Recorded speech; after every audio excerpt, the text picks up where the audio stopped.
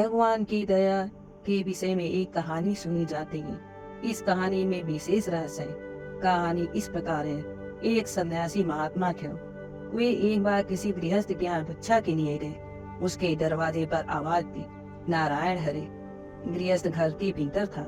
वह बाहर आया और हाथ जोड़कर उनके चरणों में गिर गया तथा रोने लगा। महात्मा ने पूछा, तुम क्यों रोते हो? गृहस्थ बोला, महाराज, मेरे समान संसार में कोई दुखी नहीं है, कोई दरिद्र नहीं है। मैं इतना गरीब और दुखी हूँ कि मैं क्या कहूँ। मेरे रोने का कारण यह है कि आप हमारे घर आए और नारायण हरि का कर भिक्षा के लिए प्रेरणा दी।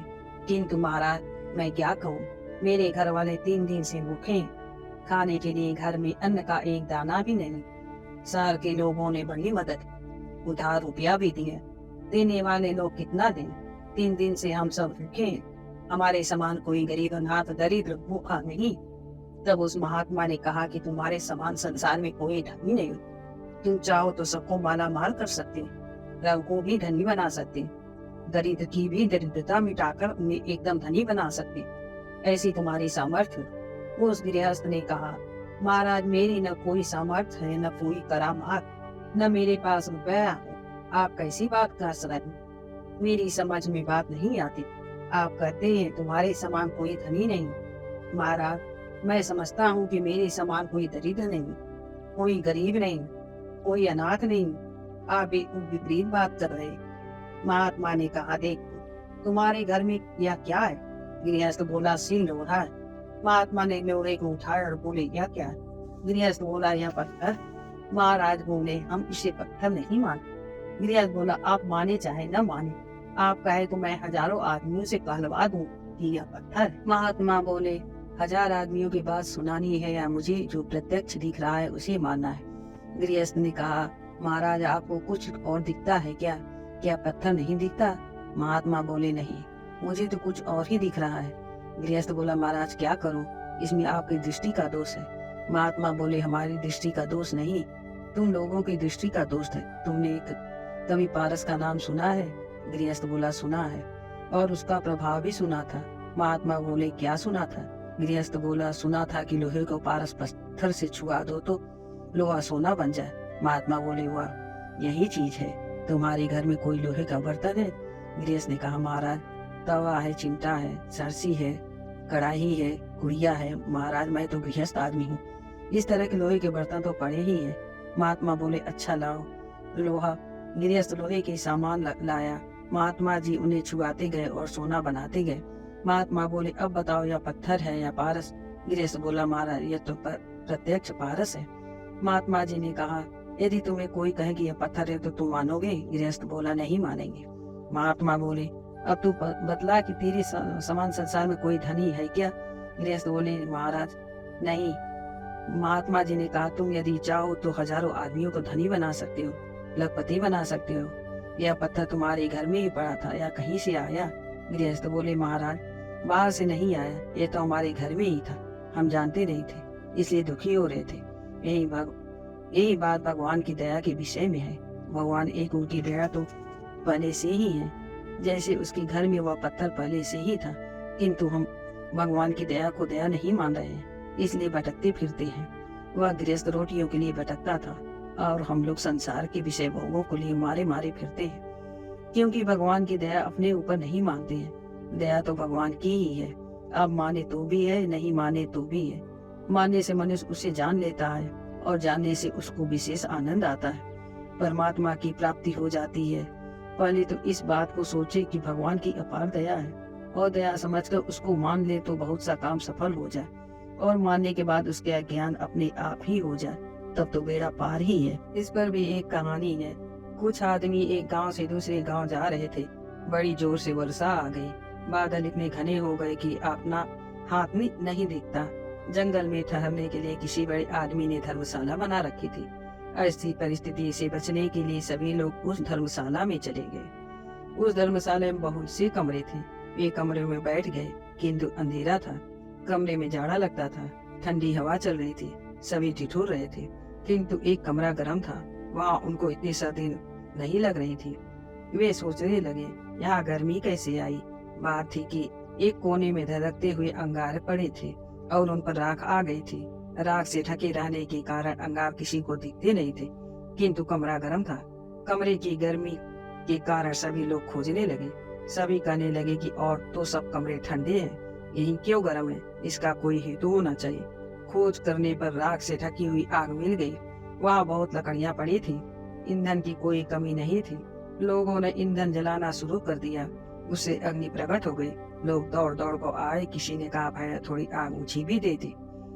लोगों ने पूछा कि क्या करोगे? उसने कहा भोजन बनाएंगे तथा दीपक जलाकर प्रकाश कर लेंगे। दूसरे सज्जन आए और बोले भैया मुझे भी थोड़ी आग दे दीजिए। लोगों ने कहा कि आप क्या कीजिएगा? वे बोले हम अग्निहोत्री ब्राह्मण हैं, पुत्र के लिए यज्ञ करते हैं, इसलिए हमें अग्नि की आवश्यकता है। लोगों ने कहा ले जाइए। तदंतर एक ब्राह्मण आए, कहने लगे थोड़ी आग मुझे भी दे दीजिए। उनसे पूछा गया कि आप अग्नि का क्या करेंगे? उन्होंने कहा मैं अपनी आत्मा के कल्याण के लिए अग्निहोत्र करूंगा। निष्काम भाव से अग्निहोत्र करने वाले का अंतःकरण शुद्ध हो जाता है और परमात्मा की प्राप्ति हो जाती है। तत्पश्चात उनको भी अग्नि लोगों ने दे दी और वे सभी अपना अपना अभिष्ट काम करने लगे। अब इसमें विचार करना चाहिए कि जब अग्नि का ज्ञान नहीं था तब भी कमरा गर्म था। इतना लाभ तो बिना ज्ञान ही मिलता था। अग्नि का ज्ञान नहीं रहने पर भी गर्मी लोगों को मिल रही थी। जब अग्नि का ज्ञान हो गया कि अग्नि कमरे में है तो सभी लोग अग्नि से लाभ उठाने लगे। किसी की मान्यता थी कि अग्नि देवता और कुछ लोग अग्नि को एक जड़ पदार्थ समझते थे।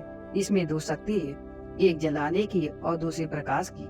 जैसे सूर्य में दो शक्तियां हैं, एक जलाने वाली शक्ति है और दूसरी प्रकाश करने वाली। चंद्रमा में केवल एक ही शक्ति है, मात्र प्रकाश करने वाली, जलाने वाली नहीं, क्योंकि वह ठंडा है। अग्नि में दोनों शक्तियां हैं। जिनकी यह श्रद्धा थी कि अग्नि देवता है, वे अध्यात्म विषक्त लाभ उठाएं, कामना सिद्धि विषयक लाभ उठाएं, सकाम भाव से अग्निहोत्र करने वाले पुत्र विषयक लाभ उठाएं। जो ब्राह्मण उच्च कोटि का महात्मा बनना चाहते थे वे उस अग्नि में निष्काम भाव से हवन करके आत्म शुद्धि होने का लाभ उठाएं। इसी प्रकार इस बातों को महात्मा ईश्वर गंगा सभी के ऊपर घटा सकते हैं। जिस देश में महात्मा निवास करते हैं उस देश में स्वाभाविक ही जो लाभ होता है वह तो हो ही जाता है, चाहे लोगों की ज्ञान हो या न हो। महाभारत की बात है, महाराज युधिष्ठिर विराट नगर में वास करते थे, तो भी भीष्म जी ने कौरवों की सभा में यह बात कही कि जिस जगह राजा युधिष्ठिर होंगे वहाँ कभी अकाल नहीं होगा, वहीं कोई महामारी नहीं आएगी, दैवी प्रकोप नहीं होगा। जहाँ युधिष्ठिर होंगे वहाँ की प्रजा धर्मात्मा बनेगी, सत्यवक्ता होगी और उस देश में धन धान्य बढ़ेगा, धर्म बढ़ेगा। बहुत सी बातें कही। इन सब बातों को सुनकर दूतों ने बताया कि यह जो बात कहते हैं ये सारी बातें विराट नगर में मिलती है। इस आधार पर दुर्योधन ने विराट नगर पर चढ़ाई कर दी। यह ध्यान देना चाहिए कि राजा युधिष्ठिर का कितना भारी प्रभाव था। वे जिस देश में वास करते थे उस देश में धन धान्य और धर्म की वृद्धि होती थी। वहाँ अकाल नहीं पड़ता था, महामारी नहीं आती थी। विराट नगर में युधिष्ठिर साल भर रहे, किंतु इस पर किसी का भी लक्ष्य नहीं रहा कि युधिष्ठिर में ये गुण है। फिर भी राजा विराट ने युधिष्ठिर से लाभ उठाया और वहाँ के निवासी लाभ उठाए। राजा विराट जब यह जान गए कि ये पांडव हैं तो विशेष लाभ उठाए। राजा विराट युधिष्ठिर से बोले कि मैं अपनी लड़की उत्तरा का विवाह अर्जुन के साथ करूंगा, लेकिन अर्जुन ने कहा कि नहीं, मेरा बेटा अभिमन्यु है, उसके साथ इसका विवाह कर सकते हैं, क्योंकि इसे मैंने पढ़ाया है, इसलिए मेरी लड़की के समान है। विराट ने अभिमन्यु के साथ उत्तरा का विवाह कर दिया। इसी प्रकार कहीं भी कोई महात्मा रहे, उस महात्मा के रहने से स्वाभाविक जो लाभ मिलता है वह तो मिलेगा ही, चाहे उसे जाने न जाने। महात्मा को जानने और मानने से विशेष लाभ होगा, उसको मानने से भी बहुत लाभ हो जाता है और मान लेने से आगे जाकर वह जान जाता है तथा जानने से विशेष लाभ होता है। जानने से उसमें श्रद्धा हो जाती है और वह श्रद्धा यदि सकाम हो तो भी लाभदायक और निष्काम हो तो और भी लाभदायक है। यही बात ईश्वर की भक्ति में है। बिना प्रभाव जाने ईश्वर की भक्ति यदि कोई करे तो उससे भी उसको लाभ होता है। जैसे अजामिल ने अपने लड़के का नाम नारायण रख लिया। मृत्यु काल के समय में यम के दूत उसे लेने के लिए आए तो उसने अपने लड़के का नाम लिया नारायण। नारायण। अजामिल तो समझता था कि मैं अपने लड़के को बुला रहा हूँ, वह यह नहीं समझता था कि मेरे लड़के का जो नाम है वही नाम भगवान का भी है और इसका उच्चारण करने से सारे पाप नष्ट हो जाते हैं और जब पाप नष्ट हो जाते हैं तब वह यम के द्वार नहीं जाता। उसे यह ज्ञान नहीं था। जब भगवान के पार्षद आए तब उसे यह ज्ञान हुआ। भगवान के पार्षदों ने यमदूतों को मार भगाया और वह बच गया। फिर उसने हरिद्वार में जाकर भगवान की भक्ति की, जिसके प्रभाव से उसका कल्याण होगा। तात्पर्य यह कि बिना जाने भी भगवान की भक्ति करने से लाभ होता है, और यदि भगवान को भगवान मानकर भक्ति करे तो और विशेष लाभ हो जाए। फिर भगवान के विषय में ज्ञान होने पर उनमें श्रद्धा हो जाए तो और भी अधिक लाभ हो सकता है। वह श्रद्धा यदि निष्काम हो तो उसके लाभ का क्या ठिकाना। उपयुक्त बात समझकर भगवान के नाम का जप निरंतर गुप्त रूप से करना चाहिए। किसी से यह जनाना नहीं चाहिए कि मैं जप करता। जब भी एक तार करना चाहिए, तार टूटने न दे। भगवान के नाम का जप और भगवान के स्वरूप का ध्यान शिव जी की भांति एक तार करे। भगवान के बहुत से नाम हैं, उनमें कोई भी नाम जिसमें अपनी श्रद्धा, भक्ति और विश्वास हो, वही अपने लिए सबसे बढ़कर है। जैसे मुसलमानों के लिए अल्लाह खुदा, हिंदुओं के लिए ओम, राम, हरि, गोविंद, वासुदेव, नारायण आदि कोई भी भगवान का नाम जिस नाम के ऊपर अपनी श्रद्धा भक्ति हो, उसी नाम का जप निरंतर श्रद्धा पूर्वक करे। यदि भगवान के प्रेम होने के लिए अथवा भगवान की प्राप्ति के उद्देश्य से जप करे तो वह जप निष्काम के तुल्य है। यदि कोई भी कामना न करे तो भगवान उसे समय पर अपने आप ही मिलेंगे। अतः भगवान की प्राप्ति की भी कामना न करे। इस प्रकार का भजन बहुत दामी है। भगवान का ध्यान इस प्रकार करें। भगवान का रूप और लावण्य अलौकिक है। संसार में वैसा रूप लावण्य है ही नहीं। करोड़ों कामदेवों की भी यदि उपमा दी जाए तो भी उनके साथ वह उपमा लागू नहीं हो सकती। वह तो अनुपम है। उनके समान कोई उत्तम नहीं है। उनमें कोई उपमा लग नहीं सकती। उसके सदृश कोई वस्तु नहीं जिसकी उपमा दी जाए। वह इतने सुंदर है कि यदि कोई एक बार भी उनकी असली रूप की झांकी देख ले तो बस उनमें तन्मय हो जाए, संसार भूल जाए, संसार का ज्ञान भूल जाए एवं अपना ज्ञान भूल जाए। उसके आनंद की कोई सीमा ही न रहे। जैसे चकोर पक्षी पूर्णिमा के चंद्रमा को देखकर मुग्ध हो एक टक देखता ही रहता है, पलकें झपकती ही नहीं। इसी प्रकार भगवान को एक टक देखता ही रहे, पलकें झपके ही नहीं। चकोर पक्षी और चंद्रमा का उदाहरण भी वहाँ नहीं घटता है, क्योंकि उनके समान तो वही है। नेत्रों के द्वारा उनका रूप लावण्य देखकर, मुखार बिंद देखकर ऐसा माने कि मानो उसे मैं पी जाऊं या उनको देखता ही रहूं। देखते देखते प्रभु का स्वरूप रह जाए, अपने को भूल जाए। ध्यान करने से समय बार बार रोमांच होने लगे, अश्रुपात होने लगे। आश्चर्य हो, सोचे कि मैं एक तुच्छ आदमी हूँ, फिर भी मुझे भगवान मिले। यह कैसे आश्चर्य की बात है। खुशी की सीमा न रहे, ज्ञान की सीमा न रहे, शांति की सीमा न रहे। वह स्वरूप देखकर भगवान के चरित्रों को याद करे। भगवान राम का चरित्र, कृष्ण जी का चरित्र, जिसे जो प्यारा हो, जिसे जो अपना इष्ट हो, जिस पर अपनी श्रद्धा हो, उसी की लीला याद करे।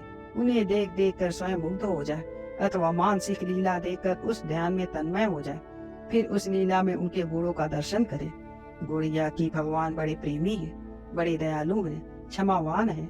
ये सब उनमें अनंत गुण है। उनमें क्षमा, दया, शांति, संतोष, सरलता, ज्ञान, वैराग्य अनेक गुण भरे पड़े अपरिमित है।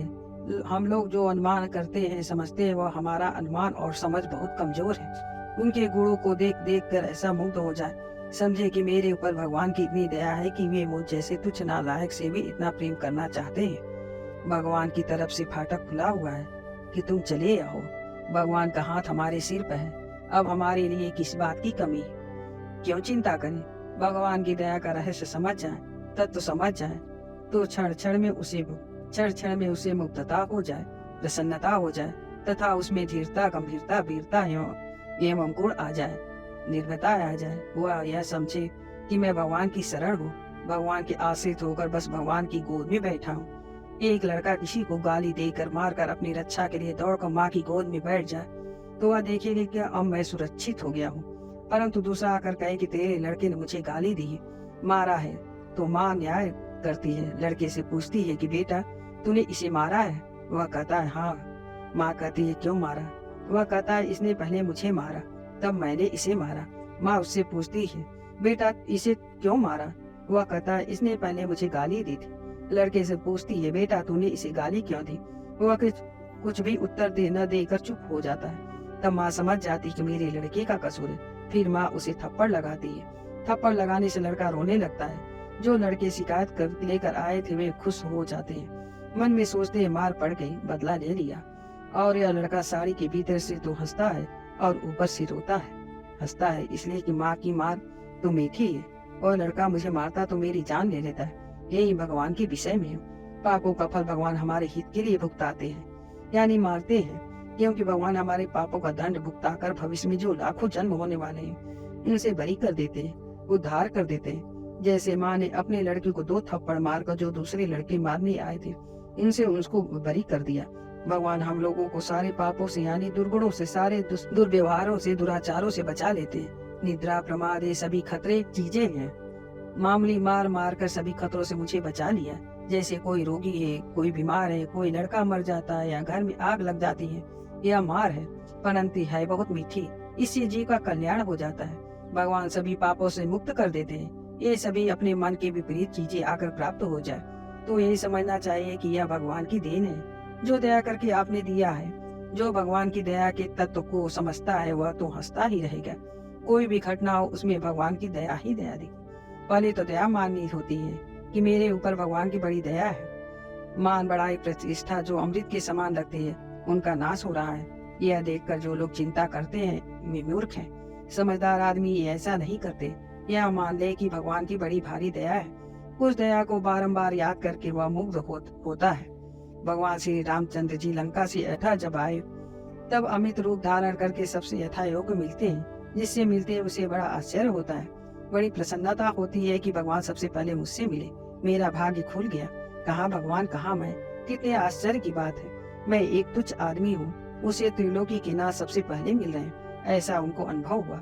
भगवान शंकर भगवती उमा से कहते हैं, हे उमा, काठ की पुतली को जैसे सूत्रधार नचाता है वैसे ही भगवान सबको नचाते हैं, यानी लीला करते हैं। उस लीला को लीला मान ले तो बेड़ा पार है। भगवान की प्रत्येक लीला में भगवान का विधान भरा है। जो कुछ हो रहा है सब भगवान के हुक्म से हो रहा है। यदि भगवान की दया माने तो यह भी मूर्खता है, और यदि मानकर चले तो आगे जाकर यह दया की बात समझ में आ सकती है। फिर मानने की बात नहीं रहेगी, परंतु सूत्र में तो मानना पड़ता है। फिर मानने पर देखो कैसा आनंद आता है। उसमें इतनी धीरता आ जाती है, इतनी गंभीरता आ जाती है, इतनी निर्भरता आ जाती है कि जितनी बालक हृदय में माँ की गोद में बैठने से निर्भरता आ जाती है, भगवान की गोद में बैठने के बाद फिर भय किसका। उसमें गंभीरता आ जाती है, क्योंकि भगवान में गंभीरता है। उसमें तितिक्षा आ जाए, प्रेम की जागृत हो जाए, भगवान में परम श्रद्धा हो जाए, फिर तो भगवान को छोड़कर वह कहाँ जाए। आदमी जब भगवान पर निर्भर हो जाता है तो उसका बेड़ा पार हो जाता है। दूसरी बात यह है कि जैसे कोई एक बुद्धिमान विद्वान आयुर्वेद शास्त्र का ज्ञाता वैद्य है, किंतु उसके हाथ में यश नहीं है तो लोग उससे इलाज नहीं करवाते हैं। परंतु ये पढ़ा लिखा नहीं है, धीरे धीरे इलाज करते करते उसे थोड़ा अभ्यास हो गया है, अनुभव हो गया है और उसका इलाज ठीक होता है तो लोग उससे इलाज कराने लगते हैं। इसी प्रकार सफलता यदि थोड़ी भी हो जाए तो दुनिया उलट पड़े। जैसे अंगुल में उड़ीसा में एक लड़का था, उसके विषय में यह अफवाह हुई कि उसके पास एक जड़ी बूटी है जिसे सभी रोगों में वह देता है और जिसको देता है वह ठीक हो जाता है। लोगों को झूठा भ्रम हो गया, वो बात सच्ची नहीं थी। संयोग बस कुछ आदमियों का दुख दूर हो गया तो लोग टूट पड़े। हजारों लाखों आदमी गए, बड़े बड़े अफसर गए, धनी गए। उसके हाथ में यश था, सफलता थी। वह दवा नहीं जानता था, वह न कोई विद्वान था और न वैद्य। किंतु थोड़ी सी दवा कुछ आदमियों को दी, सफलता हो गई, जिसे गांव टूट पड़ा, शहर टूट पड़ा, लोग टूट पड़े। अपने भारतवर्ष के हजारों लाखों आदमी वहां जाकर भिक्षा मांगने लगे। कहते हैं कि तुम एक चुटकी दवा दे दो, एक जलसा सा हो गया। यदि सच्ची सफलता हो जाए तो बात ही क्या है। भगवान के यहाँ तो सच्ची सफलता है, महात्मा के यहाँ सच्ची सफलता है। यह बात ख्याल रखनी चाहिए कि भगवान मुझे विद्या, बुद्धि, ज्ञान और कुछ न देकर बस सफलता दे दे। भगवान सफलता दे दे तो सफलता ही सफलता है, किसी प्रकार की हानि नुकसान नहीं। एक कहानी सुनी जाती है। बीकानेर में एक बंजारा था। वह बीकानेर की मेट मुल्तानी मिट्टी बेचता था। पुराने जमाने में रेल नहीं थी, वह उस बैलों पर माल लाद कर ले जाता और उसे बेचता। एक बार वह दिल्ली के लिए मेट लाद कर चला। रास्ते में जैसे तैसे मेट बिकती जाती, वह खाली जगह में बालू भरता जाता। ये एक बुद्धिमान आदमी दिल्ली से बीकानेर जा रहा था। मिला, उसने बंजारे से कहा कि जो बोरा खाली हो जाता उसमें बालू क्यों भरता है। बंजारे ने कहा कि क्या करूं। उसने कहा 2 बैलों का माल एक पर लाद दो, एक को खाली कर दो। व्यर्थ में बैल पर इतना बोझ लाद कर उसे क्यों मार रहे हो। उस बंजारे की समझ में बात आ गई। इस आदमी ने बुद्धिमानी की बात कही है, यह बात किसी और ने नहीं बताई। बंजारा बोला, वाह तुम्हें धन्यवाद है, कहाँ से आ रहे हैं। उसने कहा, दिल्ली से। बंजारा बोला, दिल्ली में तुम कौन सा कारोबार करते हो? वह बोला, दिल्ली में मैंने बहुत व्यापार किया। बंजारे ने पूछा, कितना रुपया कमाया? वह बोला, रुपया तो 10,000 पैदा हुआ, घाटा लग गया, रुपया भी खर्च हो गया और सिर पर गांव का सिर हो गया। मेरी आशा निष्फल हो गई। मैं सबसे मुंह छिपाकर अपना प्राण लेकर भाग रहा हूँ। उसने कहा, भैया आपने हजारों रुपया पैदा तो किया, परंतु बुद्धि से काम नहीं दिया। तुम्हारी बुद्धि फलवती नहीं है। तुम अपनी बुद्धि अपने पास रखो। तुम्हारे में इतनी बुद्धि होती तो तू दिवाला निकाल कर अपना मुंह छुपा कर क्यों आता? वह धीरे धीरे दिल्ली चला गया और जाकर एक बनिए के यहाँ रेत और बची हुई मुल्तानी मिट्टी उतार दी। सारी मुल्तानी मिट्टी दिल्ली में बिक गई। अब बालों की ढेर लग गई। वहाँ एक बादशाह को ऐसी बीमारी हो गई थी कि हकीम ने बतलाया कि राजपुताने की ओर से रेत हो तो मंगाओ, उससे ज्यादा आराम मिलेगा। राजा ने पूछा, महाराज कहाँ मिलेगी?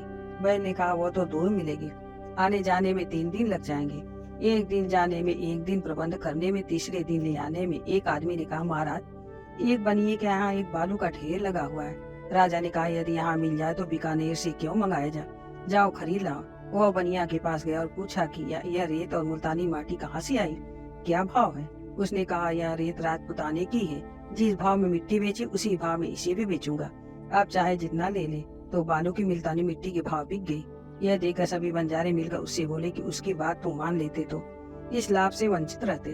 तात्पर्य यह कि जिसकी बुद्धि काम न करे उसकी बात नहीं माननी चाहिए, चाहे कितना ही बुद्धिमान, कितना ही पंडित हो। आप लोग अपनी बुद्धि लगा देंगे तो घाटे में रहेंगे। बुद्धि लगाना ही नहीं। जो बात ईश्वर ने कही है, शास्त्रों में कही गई है, महात्मा कहते वही काम करना चाहिए। प्रत्यक्ष में लाभ हो सकता है और जहाँ अपनी बुद्धि लगा दी वही अंधेरा हो जाता है। जैसे एक था नास्तिक और एक था आस्तिक। दोनों एक बड़े फल लदे आम के पेड़ के नीचे बैठे थे। आस्तिक ने कहा कि भगवान के यहाँ भूल नहीं होती ही नहीं। भगवान की ओर से होने वाली क्रिया, उसका विधान मंगलमय ही है। सबका हित करने वाला कोई भी काम हो, सब मंगलमय ही है। वहाँ देर तो है पर अंधेर नहीं। नास्तिक कहता है, एक बात मैं बतलाऊं? आस्तिक बोला, बतलाओ।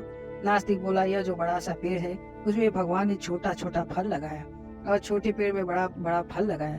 जैसे कोहड़ा है, वह पक जाने पर कोई 5 सेर का, कोई 10 सेर का हो जाता है।